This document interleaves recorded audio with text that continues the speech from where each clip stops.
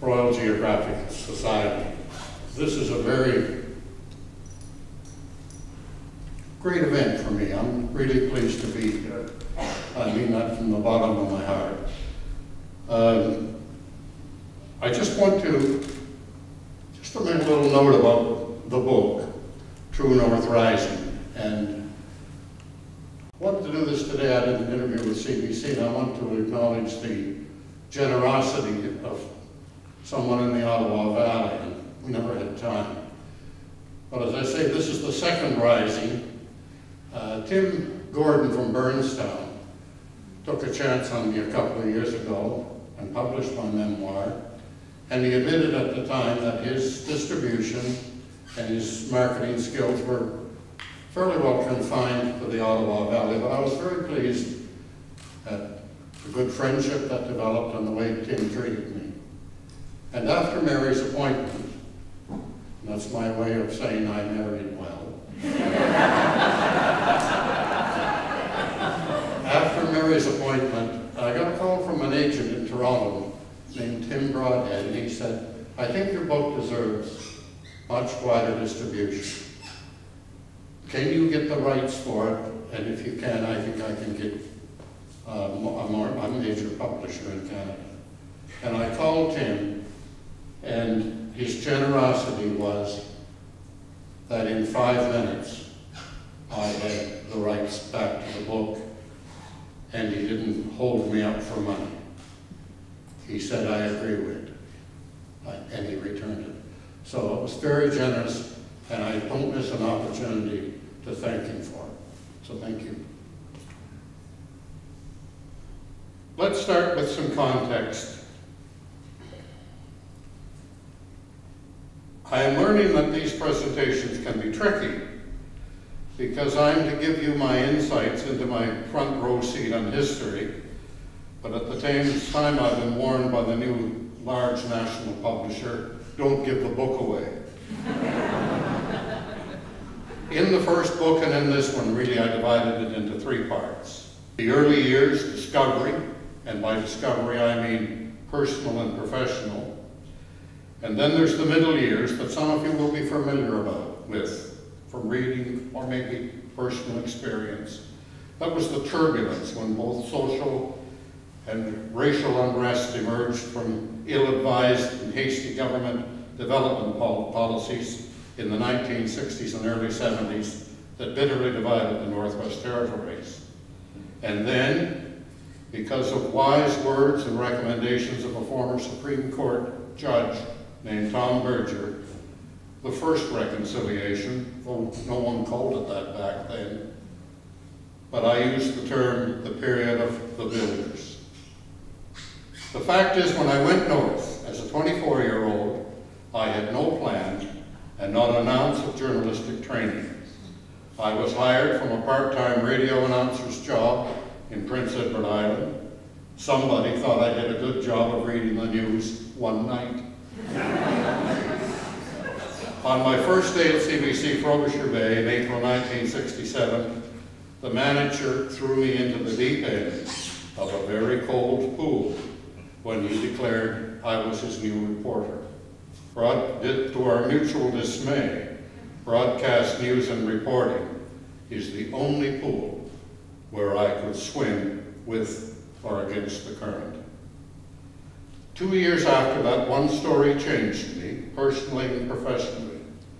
The story of Tutulik, the hunter from then Spence Bay, now Iqaluit, because it was here where I first grasped the meaning and the concept of the word colonialism.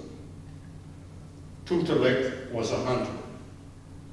He and his Inuit companions were charged with hunting a female polar bear with young.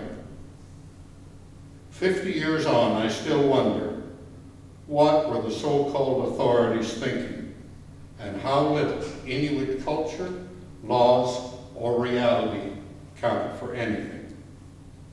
Actually, Tutulik was subjected to a series of trials. The first in April 1969 in front of NWT Supreme Court Judge William Morrow, and this you would call a trial of convenience. The judge was in the community to hear adoption cases, and the lone Mountie asked the judge to preside over 3 guilty pleas on a game ordinance matter. The judge wrote in his own memoir that he had doubts about the wording of the game ordinance, asking himself, what does "with young" actually mean? So consider this. The judge had his doubts, but not enough doubts to throw the case out. Instead, he adjourned the trial back to Yellowknife and called in the lawyers. Not surprisingly, Tutulik's appointed lawyer argued, since the bears were shot in the air on the sea ice beyond the thin 3-mile Canadian territorial limit, Canada did not have jurisdiction. Let me be clear. In the 1950s, the 60s, and the 70s, sovereignty rang a very loud bell, and we all know that it still does. Judge Morrow then adjourned the case back to Spence Bay, and I'd like to pick up the story for you. The old DC-3 droned northward hour after hour at an altitude of 4,000 or 5,000 feet. On such flights, I loved passing the time by looking out the window, gazing at the captivating land below me. I was always struck by the changing geography as the tree line disappeared into a world of black and white, snow and ice, framed by outcrops of rock and gravel beds swept bare by the northern gales. We were perhaps 300 or 400 kilometers from our destination when below me, along the frozen reaches of the Arctic coast and ocean, I saw one tiny black spot against the stark white of the ice and snow. From this altitude, this tiny speck looked no more than a half-inch long, but it was recognizable. One lone Inuit hunter on a snowmobile towing a laden komatik. Here was a human being, hundreds of kilometers and several days' travel away from any settlement, alone in the depth of the Arctic winter, pursuing a living. I remember marveling at the strength and the confidence it must take to survive in such extreme conditions, and feeling a deep respect for Inuit and their ability to survive in that hard, cold country. That image and that respect were with me later in the day as I studied Tutulik's face in court. On any other day, it could have been Tutulik I'd seen beneath the airplane, but on this day, he was here, standing straight and strong in a far different and still more frightening world. Of the thousands of stories that I would cover in every part of the North, few images have stayed in my mind as vividly as that hunter standing silently in front of Judge Morrow. Most of all, he looked bewildered. Was he laughing inside at these crazy white men, a common expression among Inuit at the time, trying to understand these strange men from another world who had just landed on the ice in that DC-3 airplane? Or was he petrified? I would soon be wondering whether he was set up. Beginning in the 1920s, the Canadian government had a strong, consistent policy about asserting Canada's Arctic sovereignty. From the mid-1960s to the 80s, it seemed like bureaucratic obsession. Had someone, somewhere I wondered, read a police report and seized the moment? To no one's surprise, Tutulik was found guilty. Sovereignty remained intact. All authorities believed Canada was well served. Not once in any of the sessions, in any of the 4 sessions, did anyone raise the issue of fundamental rights. Tutulik and his companions provided every ounce of evidence. and not once were Indigenous rights ever raised. Such was the habit of judges at the time in the North to commission a carving to mark its history. This one, Tutulik, was on display for many years in the NWT Yellowknife Courthouse. An appeal was launched, and a wise judge from Yukon, Harry Madsen, ruled in Tutulik's favor and ordered the confiscated hides returned to the hunters. Now I'm going to move on to a couple of good-looking hunters of a different caliber.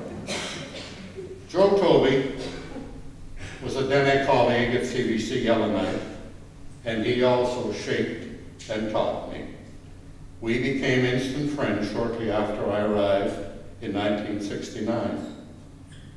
In time, he invited me on a caribou hunt, which led to dozens of weekend adventures into the bush and barrens northeast of Yellowknife. I'm choosing this story in part for our friends from Canadian Geographic.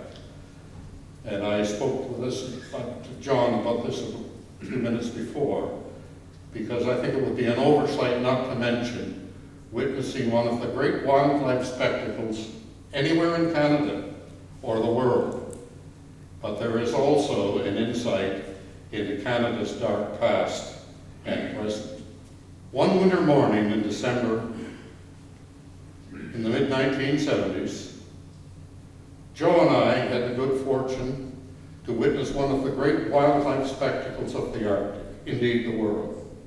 We had traveled about 15 kilometers on a caribou hunt beyond the end of the road on our 2 snowmobiles, each hauling a toboggan, and were slowly picking our way across a rough portage through deep snow. As we came down the slope onto a lake, a good 15 kilometers long, there in front of us, we saw the whole Bathurst caribou herd in full migration.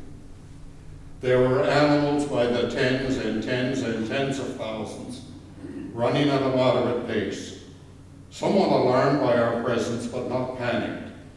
It never crossed our minds to start shooting. This was something to witness. We swung our snowmobiles in a wide arc around the back of the herd, and then began driving parallel to the herd, traveling about 20 kilometers an hour. Still, it took us more than 10 minutes to reach the front of the animals. That migrating herd was at least 8 kilometers long. At the time, wildlife experts estimated the Bathurst herd had about 300,000 animals. Neither of us had ever seen anything like it. We let the herd pass, still in awe, and then we got down to the business of hunting the stragglers. I don't know how many we shot that day, but it was certainly all we could skin and haul.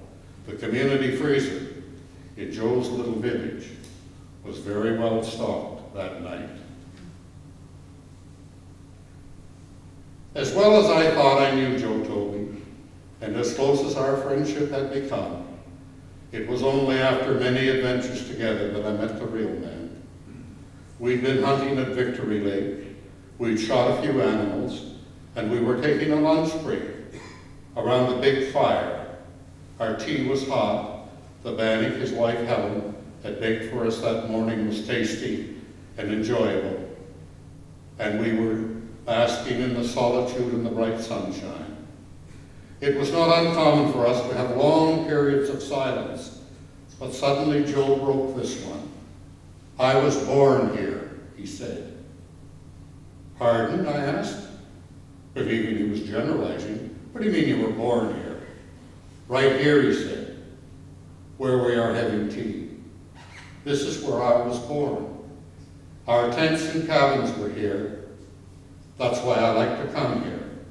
He continued, "See that little point there, going out onto the lake? We were facing south to get the warmth of the winter sun.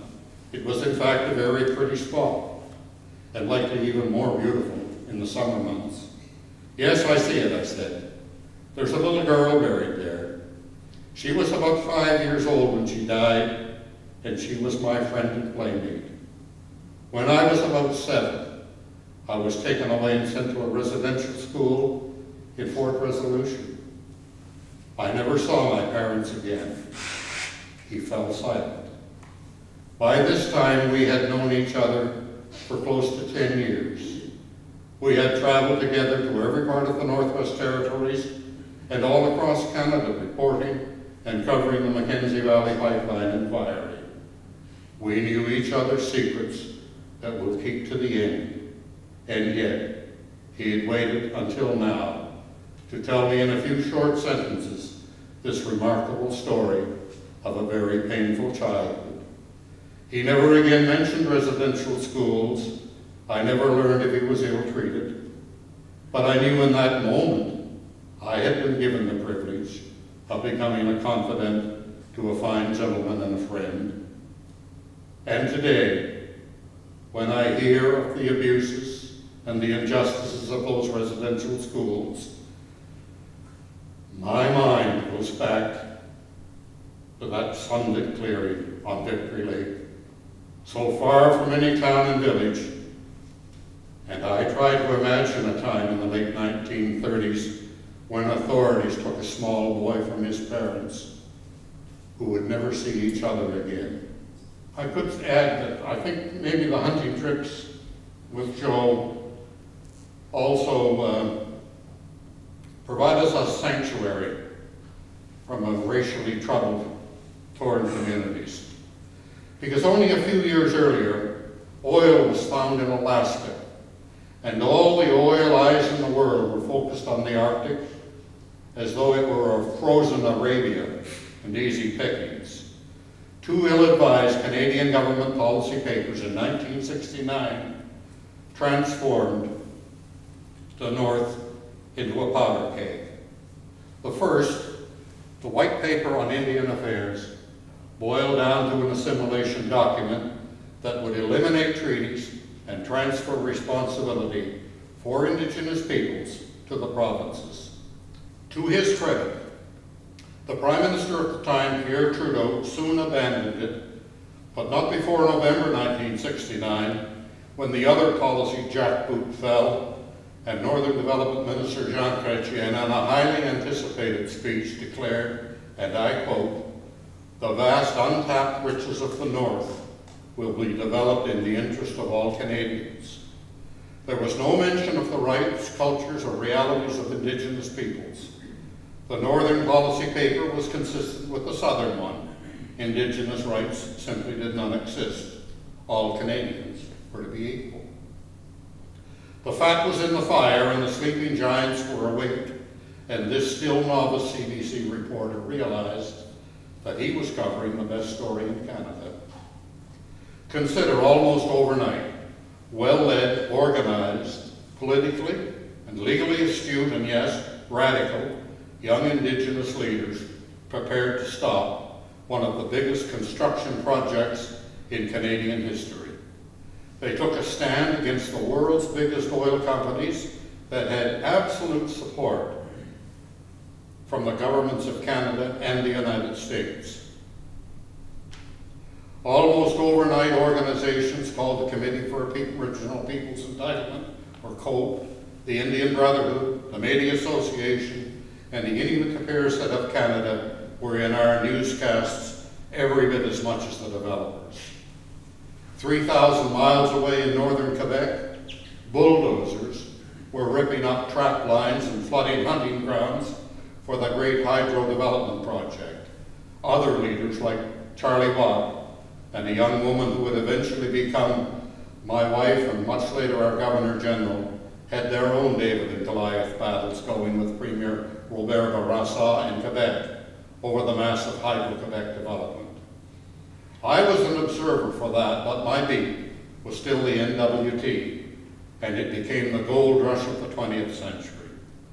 Overnight, the biggest of the multinationals moved in to stake their claims, and not with old-fashioned wooden stakes, but with complicated land leases, government connections, high-priced lawyers and lobbyists.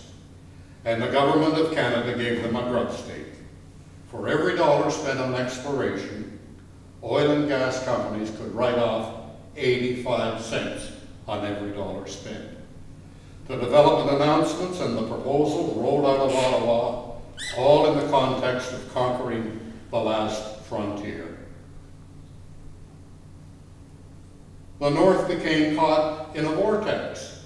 Indigenous peoples believed that with all their hearts and minds, their lives and lands would be destroyed by development in the absence of land claim settlements.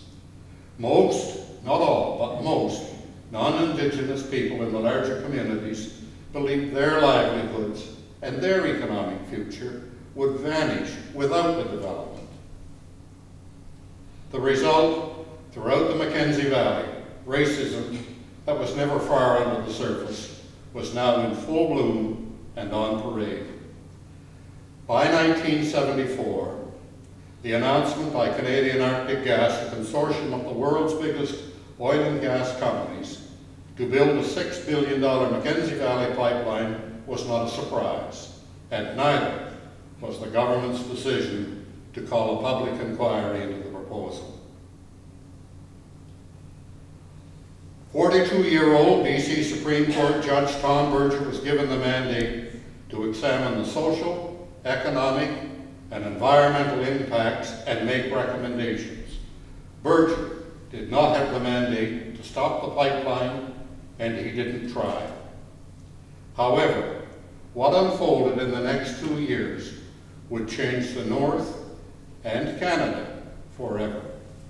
A simple power failure plunged the windowless dining room in Inuit's Eskimo Inn into total darkness. A room full of oil executives, lawyers, the town's business elite, and Justice Berger and his Mackenzie Valley Pipeline staff couldn't see the plates in front of them. Not even the light of a single candle flickered. One voice rang out in the darkness. We're all equal now.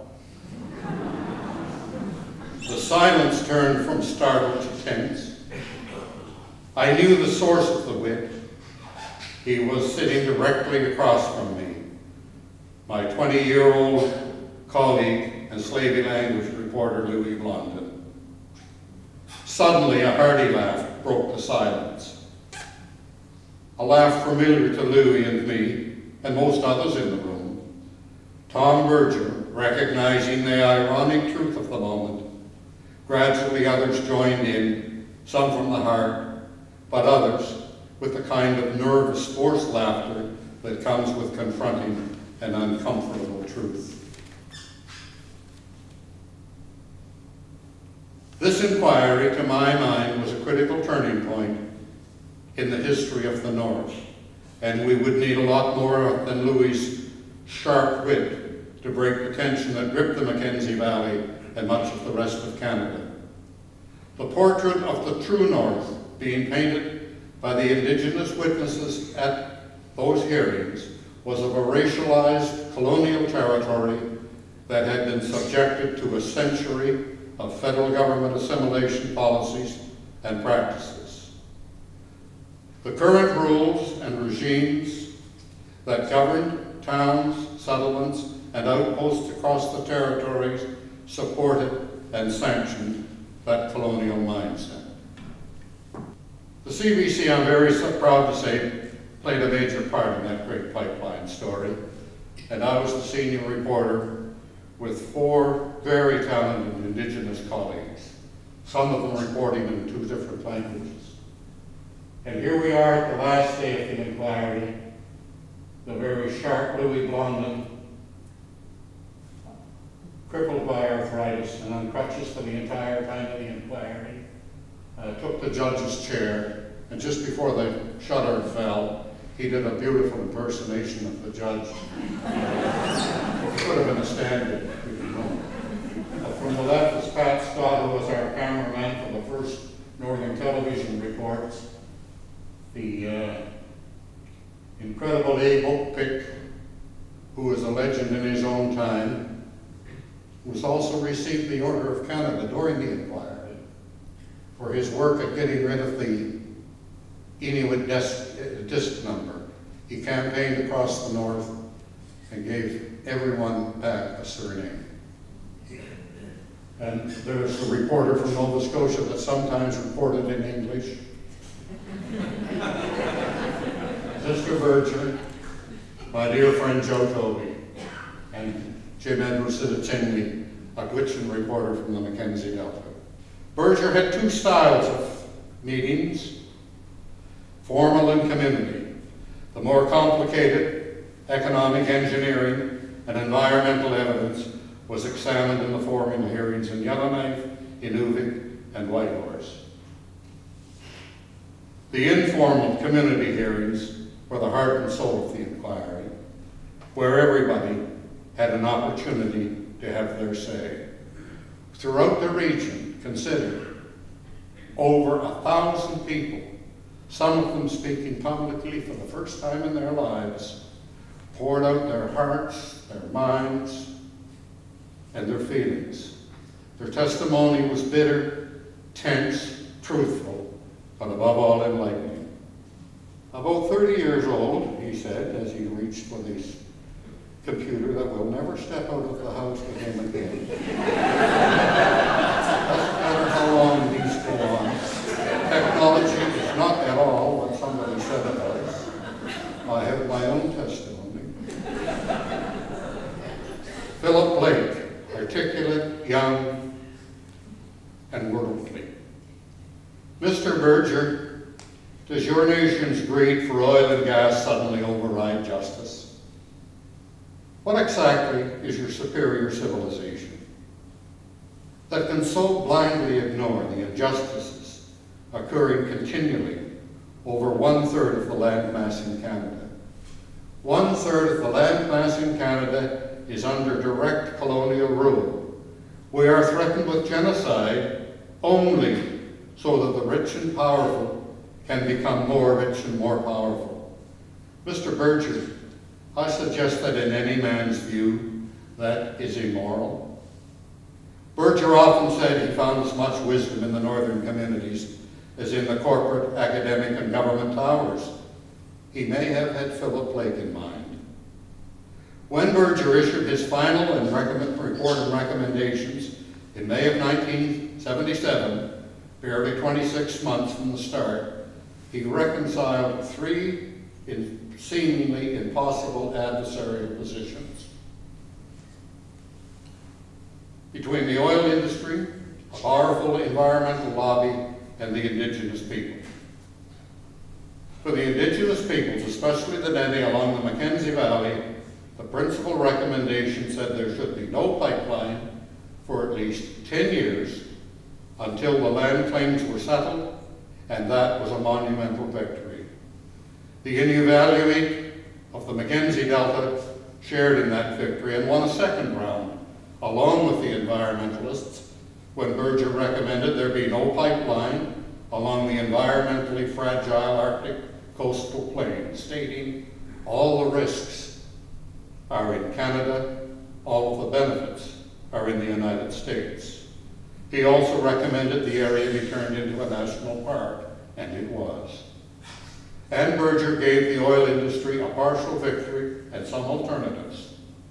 First, in the Mackenzie Valley and Arctic coast, he said with safeguards, a natural gas pipeline could be built through the valley without destroying the environment, but after land claims. On the larger question of moving the Alaska gas, he stated that if it's deemed to be in the national interest, a pipeline corridor parallel to the Alaska Highway in Yukon could be considered. The oil industry, as we all know, never pursued that opening. Even before the late judge issued his report, those of us who followed it or covered it knew that his inquiry had become much larger than the impacts of a steel pipe buried in permafrost. Fittingly, the inquiry became about building a new and true north. The roots and branches of what's transpired across the north since then can be traced to the inquiry. Things like democratic government, self-government, successful land claim settlements, constitutional development, the creation of Nunavut, and even the scope and the style of the Truth and Reconciliation Commission. More remarkable is that cadre of young radicals from the territories and northern Quebec who helped shape Canada's North today, and the country itself. At about 7 years old, his family was forcibly relocated from northern Quebec to Iqaluit Bay.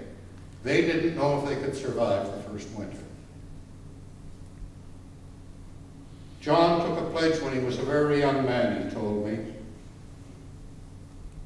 that he swore that never again would he allow Inuit to be subjected to those kinds of injustices. In the North today, he's simply known as John A., the father of Nunavut. Stephen Caxley, sexually abused as a 9-year-old in a Catholic school, twice brought a pope to the Northwest Territories and later became premier.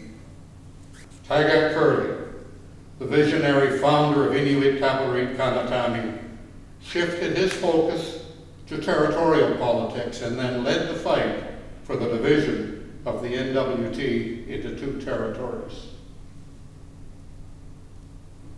Josie Kusakak, a former boss, I loved him like a brother, and gifted communicator who could hold Canada's Prime Minister and 13 premiers right in the palms of his great, big, thick, animated hands by simply declaring, Inuit are more than first Canadians.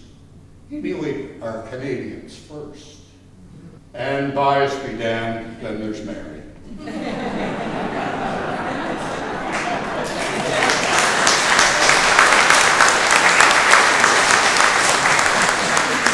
Beyond the Indigenous leadership, there are also remarkable Southern Canadians, educators, trappers, traders, academics, lawyers, and politicians, people from almost every walk of life that left a positive legacy. I'm thinking also of the dedicated men and women I worked with for 6 years on the Canadian Polar Commission. And then there's Students on Ice and Adventure Canada, both that gave this old geezer the chance to see so much more of it again and even find the inspiration to write about it. And I really think that this is a good place to conclude. 6 teenagers are at the rail of a ship. Though it's summertime, they are bundled in warm clothing and life vests. They are far above the Arctic Circle and looking over water that's as blue as the sky. In every direction, there are pure white icebergs the size of skyscrapers. The teenagers line up with 2 elderly shipmates, one in his early 90s, the other in his mid-80s. One after the other, they climb down into the sturdy, stubby, black rubber Zodiac that will ferry them to an Arctic experience that none of them will ever forget. As they settle into the Zodiacs, the teenagers know that they are sitting shoulder to shoulder with 2 of the world's most decorated scientists and explorers. They are even on a first-name basis with Fred Roots and Don Walsh, who have each been awarded the Explorers Medal by the prestigious Explorers Club of New York, an honor they share with Neil Armstrong, the first person to step on the moon, Robert Peary, and Roland Amundsen, the first to reach the North and South Poles, and Edmund Hillary, the first to climb Mount Everest. What's more, their guide and Zodiac driver is a grizzled man in his early 70s, Ian Tamelin, a musician that every Canadian of folk music instantly recognizes. Welcome to Students on Ice, and let me add that Fred Roots was awarded that medal because in the early 1950s, he took a solo 6-month solo dog team mapping trip across the Antarctic, Don Walsh at the same period, in a submersible, dove to the bottom of the Marianas Trench. And those are the caliber of people that Jeff Green brought to be companions with students. Now, if there is a Students on Ice ritual, it unfolds like this. The same with Adventure Canada. We sail to the head of Disco Bay and anchor at Iqaluit, and then walk to a majestic, even magical place at the foot of the Jacobshaven Glacier. It's nature's cathedral, rocks formed by billions of years, and a natural amphitheater where millions of years ago, from millions of years ago, we can watch and listen as icebergs peel away from the world's greatest glacier. We are all directed to sit in silence for several minutes, to look and listen at what lies before us. In the silence, we hear nature's language and warnings. Sometimes there are soft tones, and at other times, almost musical notes from meltwater cascading from frozen ledges into the still pools below. Then suddenly, there are the raised voices of the icebergs, groaning and grinding, and the angry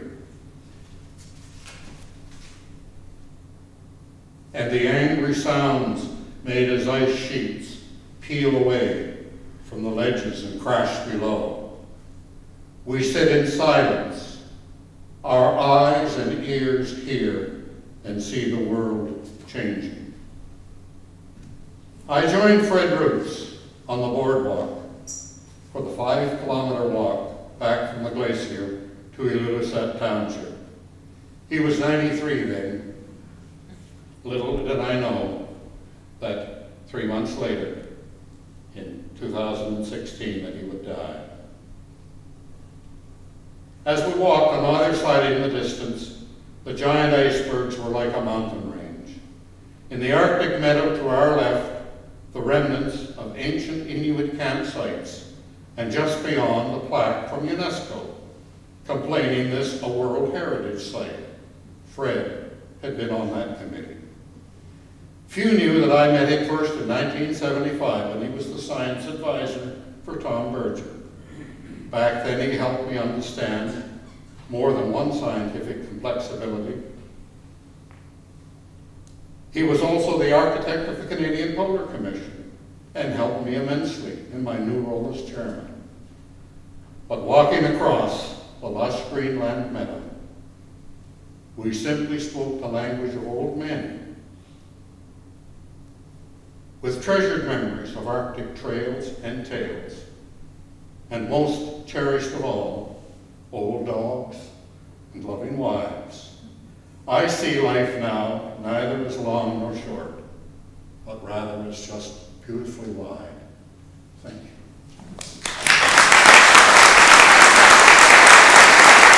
Have all the time that you would like for questions. The North is changing, and it's changing a lot faster now. Any words about climate change? Well, I think I can't paint it any more clear than to sit and watch the Greenland ice cap disintegrate in front of you, which is what we really saw at Iqaluit. You know, because the glacier is connected to the ice cap, like the knee bone to the thigh bone, and it's disintegrating. And there can be nothing more graphic than that. And again, I like icebergs. And you're in the bay, and maybe on any given day you can count 50 icebergs. And if you want to get poetic, you know that they are just simply drifting away to oblivion. And that's climate change. And I think that's what the kids get, especially from Students on Ice. Sometimes I'm afraid to give my grandchildren any advice, because a good grandfather would say, oh, you gotta have a plan. You gotta know where you're going. You better get better marks. Smarten up. That's why I say I was very lucky. I didn't have a plan. I followed my instincts and I followed my needs. I mean, I went north because it was a job with CBC. I couldn't believe it. I need a job with CBC.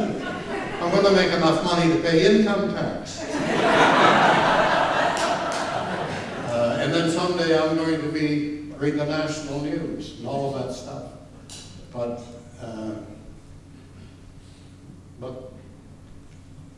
the North changed all that. That trip with Tootlik changed all that. I mean, it's more than serendipitous when things like that happen to witness those things. So I was very, very, very lucky. And the other thing that I could have spoken about too is that, and you're all evidence to this, the feeling that Canadians have for the North. I worked on Parliament Hill as a reporter for 8 years or so. Did everything that we do in Parliament Hill, but not once did anybody stop me on the street or in a restaurant and say, "Geez, Whit, that was a great piece you did last night on the budget."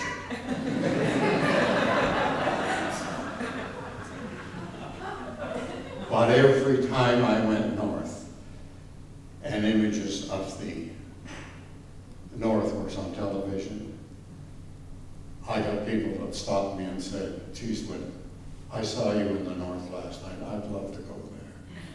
You know. There was a story in the mid-'80s, the Ocean Ranger. Or sorry, no, my ship's mixed up. The Polar Sea. The Americans put their icebreaker through our Northwest Passage and Canada protested, but that's all it could do. And both countries agreed to disagree. And after we got back and we filed half a dozen stories and followed it picked it up in Resolute Bay and said goodbye to it as it crossed the waters into Alaska. Hitchhiked a lot of rides on some Canadian airplanes, including Armed Forces planes. Somehow the military always made sure there was a plane there. Hitchhike a ride. But the managing editor at the time for the National said, "Last week was ratings week," coincidentally with the same time as the Polar Sea. And those were the highest ratings that we had ever achieved on the National. And my dear friends, we didn't have the high ratings because Whit was reporting. We had the ratings because Canadians were tuned in to see what was happening with the Arctic, and they were damn well cheesed off what was happening with the Arctic. So there was that sense of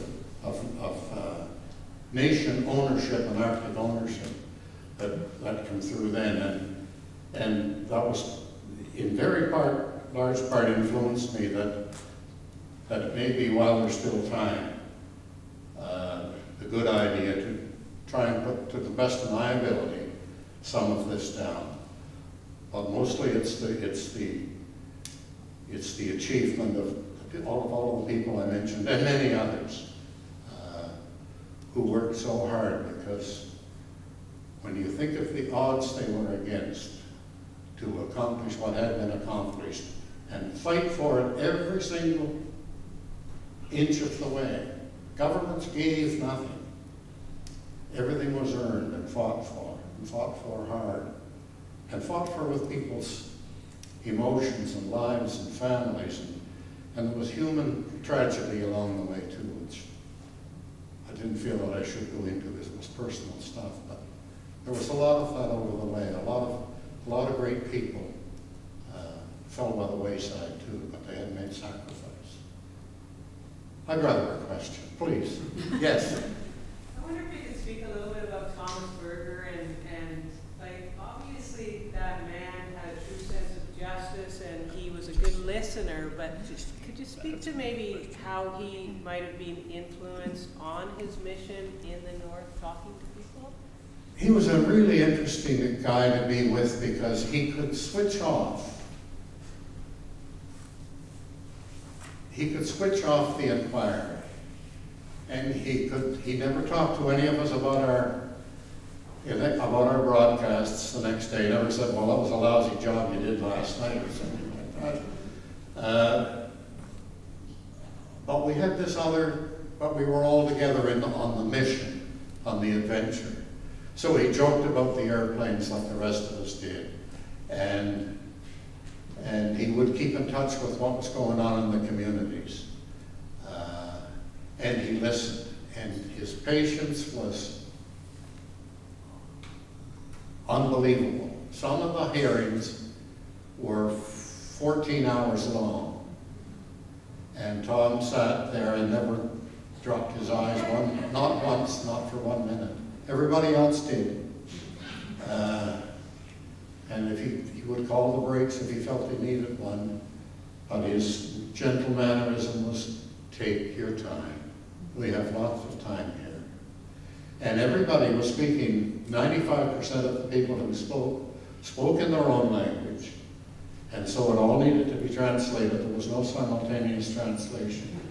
And which then, of course, meant for sessions that would have been twice as long. He had a very good relationship with the Indigenous broadcasters. I can tell you that it was Tom that said he wanted to nominate Abe for the Order of Canada because he had recognized Abe's work with Project Surname. Tom worried about Louis. Is Louis going to be okay on the flight? Is Louis going to be okay in the boat? He cared for everybody. But mostly he listened, and he wanted to give people their voice. And what, year over year, in the last few years, in my own life, I appreciated more what he had done. And as I mentioned here, because I don't think I recognized at the time, when the report came out, the wisdom it took to reconcile those insurmountable differences. And yet, that's what he did. Somebody could walk away with their head held high. And he had great respect from the oil industry itself, too. When his report was released, the oil industry didn't say he got it wrong.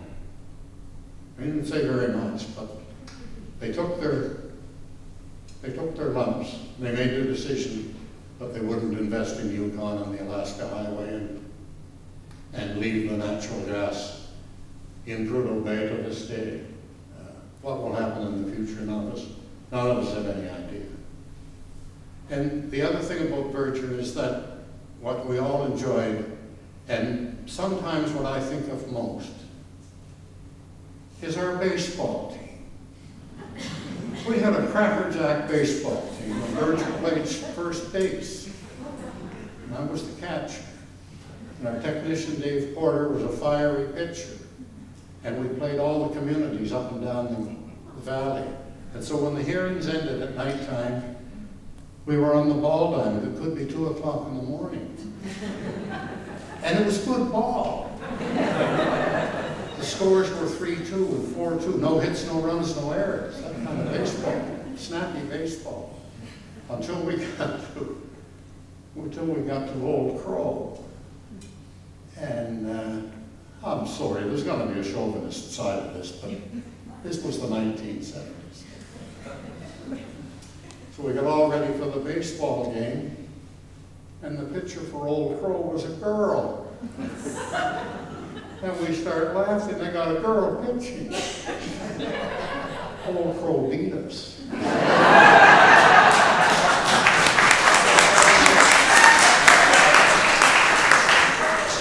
I don't think we got 2 hits in the whole game.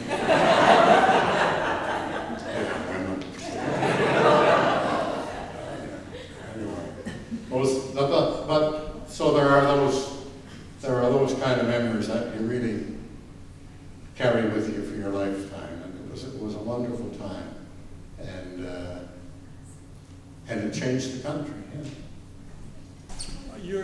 Your book and your presentation, I guess, strikes me as built around several inflection points in the history you mentioned. You know, the early colonial issues, the Berger Commission, obviously, and from personal experience, I'll mention the creation of Nunavut, and several things, all of which sort of shifted the trajectory, if I am reading it correctly, of the development of the North. And I wonder if you would indulge us with a few thoughts about the recent and currently changing environment and things to watch out for that may be, you know, defining issues coming up. I mean, climate change, obviously, but I'm wondering about the Arctic organizations and the changing international relationships that clearly involve countries around the Arctic,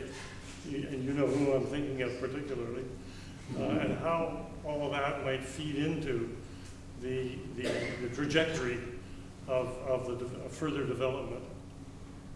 We start with what we can change, and the only thing we can change, we have little control internationally, and I'm not one to speak about international issues. I'm really not. I'm not anything to do with being Mary's husband. I'm just not knowledgeable enough to speak on them in this time. I used to pay a lot of attention in the 70s and 80s in the creation of the Arctic Council, but I'm paying less attention now. But at home, I think the lesson that we could take is to start listening to one another. I mean, that's what Tom did, is he listened to everybody. I put more emphasis on the Indigenous people who spoke at his inquiry for the first time in their lives, but he listened to everybody. He listened to some very tough things that were said. Never said anybody was out of order. Today they may be called out of order because some racial comments were made. And he said at the end, it was good to see everybody get some tough things off their chest. But people started to understand each other. People began understanding that the Indigenous people had a point. It was their land. It is their land. It is their communities. And somebody wants to put a construction camp 3 miles away with 6,000 or 7,000 or 8,000 workers on the doorstep of Little Wrigley. What's going to happen in that community?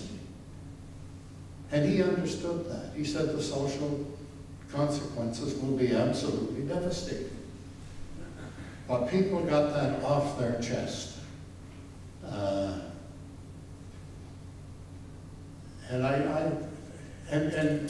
think it was a healing process. I don't use those words often, but it was kind of a big territorial-wide healing process. And the broadcasts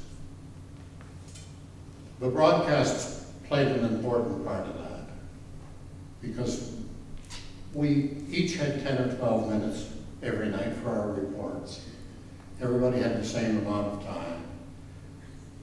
When he got into the communities, people were prepared to speak about specific things that they'd heard, about a river that was going to be crossed, where they fished, because Louis or Joe would have explained it. This is exactly where the pipe is going. There was a great big deal of knowledge about the project, and that was because of the broadcasts. And let me say that's because I had two visionary bosses in Ottawa. That's when they got the idea of how we could do it. They said, yes, let's do it. And they worked, and we got the money to do it, and they supported it. The CBC was a very big part of it, as a national broadcaster should be. But it was also the biggest thing that ever happened in the territory, still. But coming to the question, it's the business, I think, of talking to each other. We've got how many different pipeline debates do we have going in Canada? I've long lost track of them. And the same three, it's the oil industry against the Indigenous and against the environmentalists. But one time, one place in the country, somebody tried to find some common ground between those irreconcilable differences. And perhaps we'll talk to each other soon, more than we've been able to talk to each other in the recent past. You mentioned the surname project. I'm not familiar with that. Can you get a little bit of background on that? There was, up until 1970, from the prior to the 1940s, every Inuk, or at the time the word Eskimo, born in Canada was given a disc number. And my dear friend Jonah Kelly was Jonah, E7262. Mary had a disc number. Everybody had a disc number. And a number of people, Jonah especially, began campaigning through the 50s and 60s and confronting politicians with a microphone and saying, why do I have a number?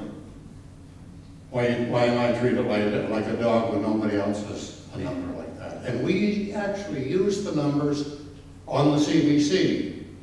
Simone, E7551, was running to be the member, first elected member for the Eastern Arctic of the territorial legislature. In that first newscast that I wrote, the Inuk's name would have had a disc number on it. People were still identified by numbers. And it changed very quickly during that time, and I somehow think that was the first battle fought, and having won the disc number battle, and Abe's appointment from the Northwest Territories was to go to every household, and over 10,000 households in every community, and hold meetings with people and say, Mike, what's the last name going to be?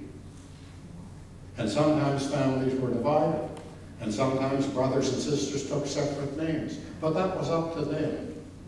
One might take a father's name and the others may take a mother's name, but that was up to them. And Abe went to the Supreme Court judge, Judge Morrow, with this huge list of paper, and with one fell swoop of his gavel and pen, the judge did a name change, and everybody, their numbers were gone, and people were registered by the surname of their choice. But that was that was a big colonial foundation, and somehow I think that it was the first stone to crumble, you know, the first piece of the wall to come down. And it happened quite quickly. And it was the one thing that happened without objection, because there was no justification for it.